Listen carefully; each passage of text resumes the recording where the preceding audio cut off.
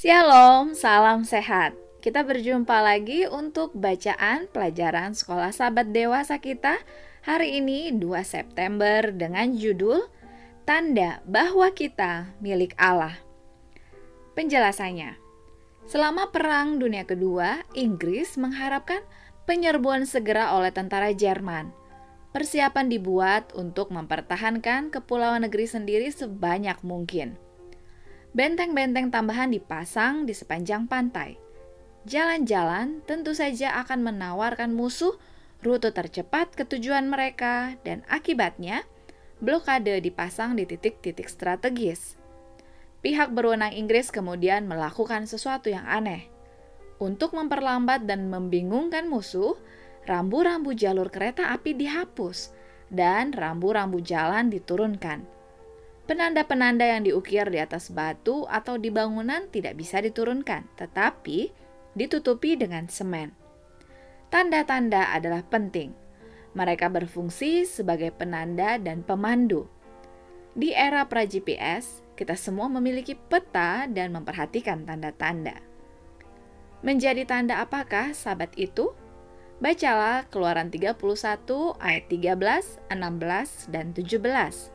Dengan cara apa kita dapat menerapkan apa yang dikatakan di sini untuk diri kita sendiri hari ini, orang-orang yang percaya pada keabadian hukum Allah? Ayat-ayat ini menjelaskan bahwa hari Sabat adalah suatu perjanjian kekal turun-temurun yang tidak boleh putus. Jika dikatakan perjanjian yang kekal, artinya status perjanjian ini adalah tanpa batas waktu atau selama-lamanya. Untuk itu, tugas kita adalah harus meneruskan informasi perjanjian kekal ini tentang tanda hari Sabat kepada keturunan kita, diwariskan turun-temurun sehingga semua orang dalam keluarga kita mengetahui hukum Allah ini. Meskipun kata-kata ini diucapkan khusus untuk Israel kuno, kita yang adalah milik Kristus adalah keturunan Abraham dan berhak menerima janji Allah. Galatia 3 ayat 29. Dan hari Sabat saat ini tetap menjadi tanda antara Allah dan umatnya. Keluaran 31 menunjukkan bahwa Sabat adalah tanda dari perjanjian kekal yang terus-menerus atau kekal, sesuai yang tertulis dalam Keluaran 31 ayat 16 dan 17. Tanda ini membantu kita untuk mengenal pencipta kita, penebus kita, dan yang menguduskan kita. Itu seperti sebuah bendera yang dinaikkan selama 7 hari dan berfungsi sebagai sesuatu untuk membantu kita mengingat karena kita cenderung lupa. Hari Sabat Allah adalah pengingat terus-menerus tentang asal-usul kita, pembebasan kita, takdir kita, dan tanggung jawab kita kepada orang-orang yang terbuang dan yang terpinggirkan. Faktanya, Sabat begitu penting sehingga alih-alih kedatangan kita ke hari Sabat datang kepada kita setiap pekan dan tanpa kecuali pengingat abadi tentang siapa kita, siapa yang menciptakan kita, apa yang Dia sedang lakukan untuk kita, dan apa yang akhirnya Dia akan lakukan untuk kita ketika Dia menjadikan langit yang baru dan bumi yang baru. Allah yang kudus mengundang manusia yang merupakan partner perjanjiannya untuk mempertimbangkan ritme yang mengatur apa yang benar-benar diperhitungkan. Hubungan penyelamatan antara pencipta dan penebus dan ciptaannya yang suka melawan.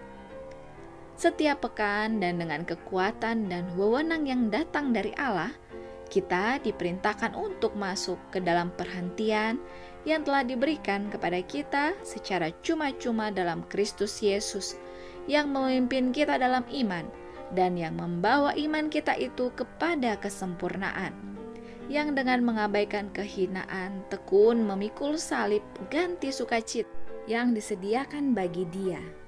Ditulis dalam Ibrani 12 ayat 2. Bagaimana Anda bisa belajar untuk memiliki pengalaman yang lebih dalam dengan Tuhan sepanjang hari Sabat?